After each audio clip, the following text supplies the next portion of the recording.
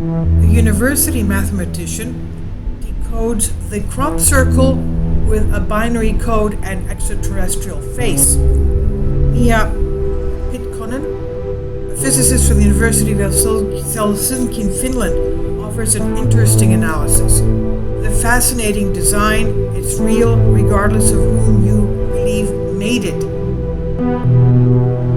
Arjun Walia Collective Evolutions on Collective Spark. Did you know that crop circles are actually real? How they're made and who or what is making them is up for debate, but the existence of intricate, remarkable, and very complex designs that are sewn into crop fields all around the world is a fact that's not open for debate. Looking at some of these designs, especially footage taken from a plane or a helicopter, should give you goosebumps. Why? Richard Taylor, a physicist from the University of Oregon, outlines it best. He says, despite ridiculing any type of supernatural explanation for these designs, he states that this is, quote, the most science-oriented art movement in history, end quote. It's also interesting to note that many of the designs have been studied in a laboratory setting, as some of the nodes of these stalks are blasted out on one side. Not many people know this about crop circles, but the crops are not simply flattened. It's quite clear that some sort of high-level technology is being used. Kindly support my Patreon account since YouTube has again demonetized my YouTube channel. The daily posts are 5 videos daily, and they are totally different from what I have on my YouTube channel. Thank you so much for your support and that you find all my content so interesting. You'll find the Patreon account details in the description box below. This is an article from the 16th century in Hertfordshire, UK. They had crop circles there as well. Of course, they didn't have aircraft to see the crop circle from the air, but they called these things that were creating these things the crop devil, the mowing devil. We've recently had a report of crop circle designs being found on floating ice, and this one here is in China. So what is behind all this? So the blasting effect replicated by localized microwave heating, causing the water inside the crop to vaporize and dislodge, and as a result the stalk flops completely over to one side. And because of this, Taylor concludes that crop circle artists are using GPS devices, lasers, and microwaves to create these astonishing patterns of geometric forms due to the measurements he found in his research. There will always be those who reject some sort of a supernatural hypothesis, but for those who actually look deeper into the crop circle phenomenon, it's hard to argue that something strange is not happening. The crop circles you see above these faces had appeared in 2002 in the field near Crabwood, United Kingdom. Yes, and it's real. It's been filmed, documented, even photographed. There's footage all over the internet. It made a lot of noise and has been researched by multiple scholars all over the world. Some great helicopter footage of the Crabwood Circle with Terje Toftens, an award-winning Norwegian filmmaker and video producer. Some more astonishing helicopter footage taken by the photographer of the photos, Lucy Pringle. And you can see people standing in the crop circles as well. It's quite detailed footage. There's links here. You can see more images of these. So who could be doing something like this?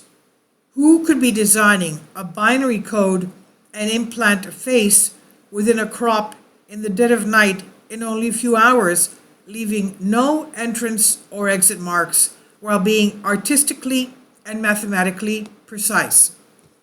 Mia Pitkonen is one of many scholars who have examined this particular circle. She is a physicist from the University of Helsinki in Finland, specializing in medical physics.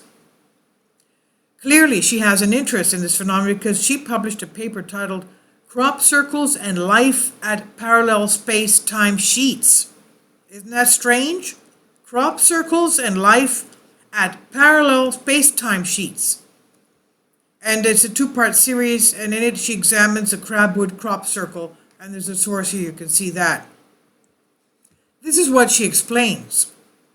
Crabwood message consists of two parts: an alien picture and a picture representing a spiral-like bit sequence starting from the center of the picture and proceeding counterclockwise.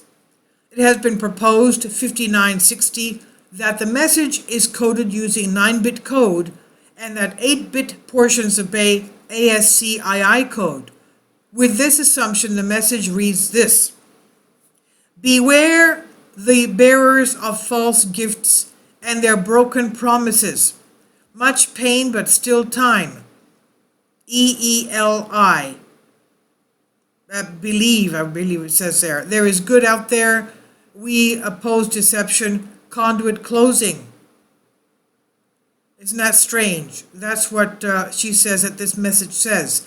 Beware of bearers of false gifts and their broken promises. Much pain, but still time. Believe there is good out there. We oppose deception. Conduit closing.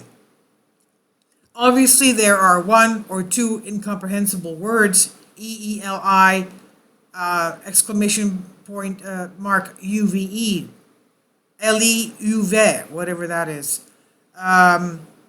LEUV, Eli, or Eli UV.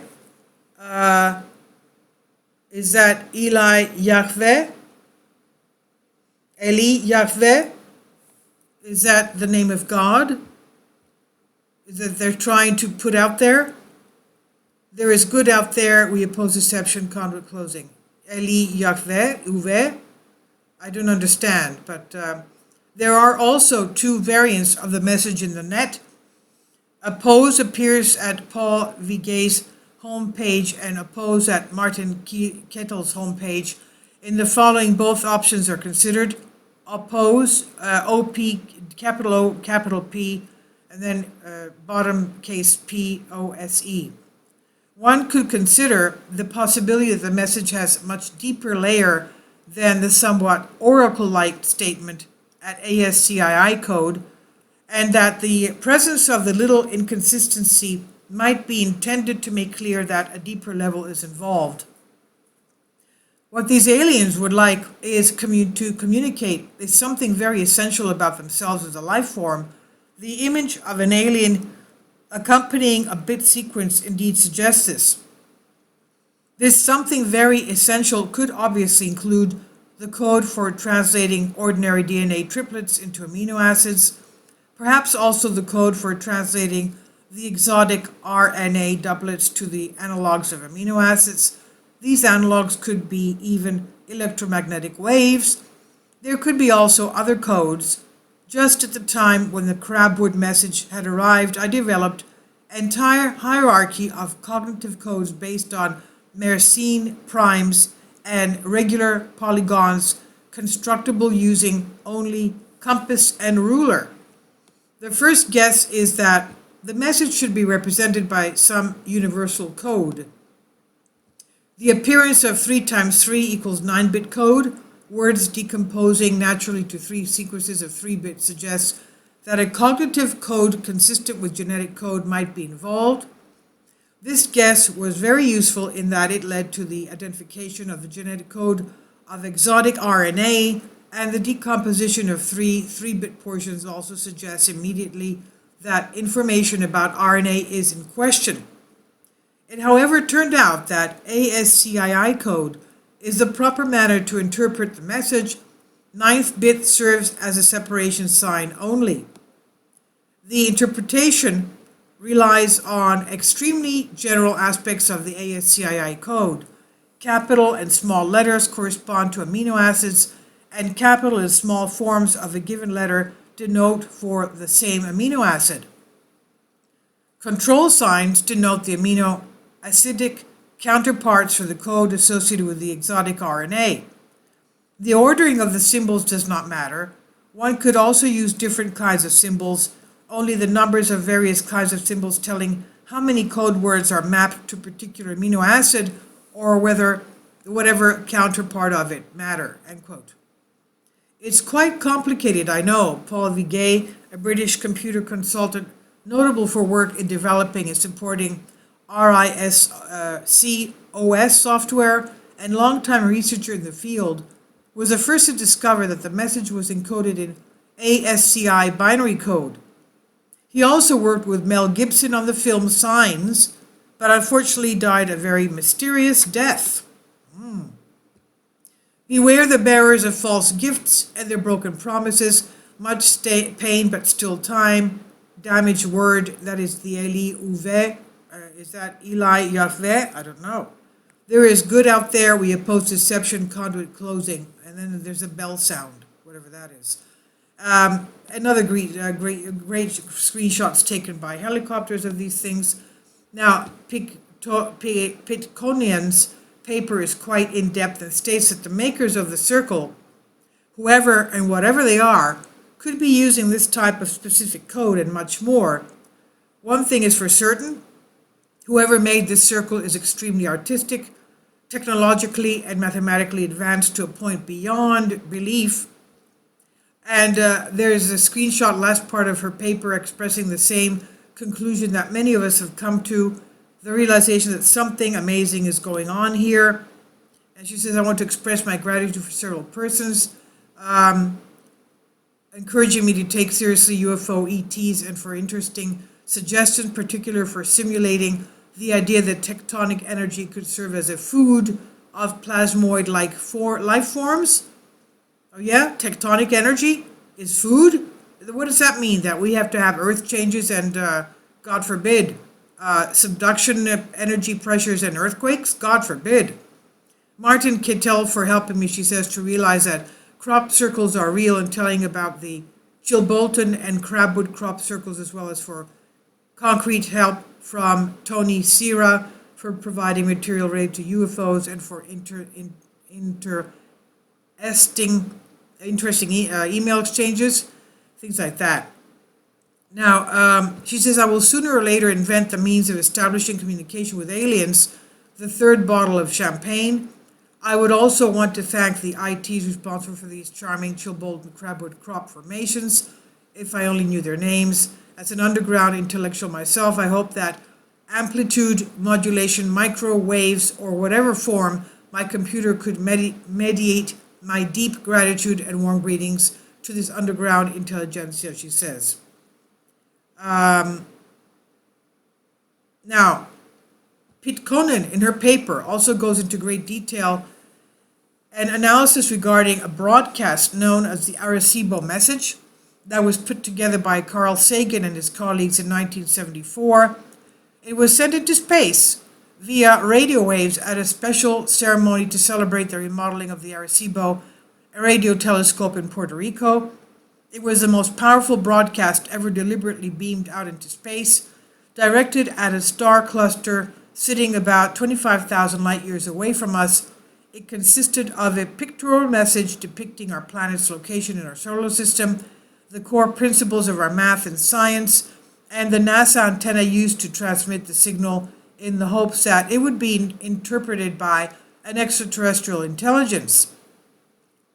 The message also included details about human beings, such as our physical appearance and DNA code, and the signal was 1,000,000 times stronger than the typical TV transmission. 27 years later, in 2001, the crop circle phenomenon gained some well-deserved attention when a pattern in the form of a response to the 1974 broadcast appeared right next to Britain's largest telescope, the Chilbolton Observatory, home to the world's largest fully steerable meteorological radar. The takeaway? Why are such discoveries and phenomena ridiculed in the mainstream? And when the mainstream does engage in the discussion about the crop circle phenomenon, why don't they address the facts presented by scientists, such as those in this article? Why are these considered to be hoaxes when some of the designs are so complicated, precise, and complex that they baffle some of the world's greatest minds? So what's going on here? There are facts about our reality that are so mind-altering that the human mind in many cases will instantly dismiss them on a collective level. Clearly, we're not ready to examine this phenomenon, no matter how much evidence is in support of it, it always will be greeted with ridicule and skepticism. But it's evident that something extraordinary is happening here, and has been happening for years. It could have tremendous implications for humanity as we continue to slowly but surely open our minds to concepts that do not yet fit within the framework of accepted knowledge. Now, this is by Collective Evolution, published here under Creative Commons license. Please leave your comments, and thank you for your support.